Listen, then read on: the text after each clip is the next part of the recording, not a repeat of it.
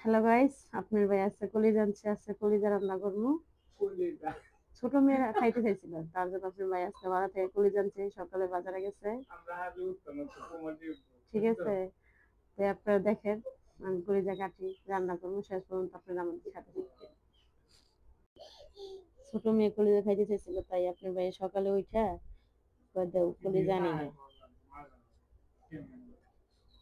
ছোট ছোট করে কাইটে নিলাম। এত বড় করে কাইটে নেওয়া লাগে না। কলিজার উপরে একটা কালো একটা পর্দা আছে বুঝছেন, এটা উঠাই নেওয়া লাগবে। যদি না উঠাই নেন তাহলে ওই রাবারটা উঠাই নেন, তাহলে খাইতে খুব ভালো লাগে, সুস্বাদু লাগে। ওই এটাই করলে ভালো হয়।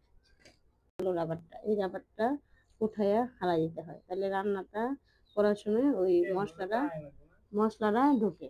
তার জন্য এই পাশ ওই পাশ দুনো পাশে আপনারা এই কালো পর্দাটা উঠাইয়া হারাই দিবেন, তাইলে ভালো হবে। এতটা হবে না, মশলা সব দিকেই ঢুকবে। ছোট ছোট সাইজ করে কেটে নেবেন, দেখতে সুন্দর হবে, খাইতেও দেখতে ভালো লাগবে। ব্যস্ত জীবন তো, যতটুকু পারি অতটুকু এর মধ্যে দিয়ে সময় কাটাই।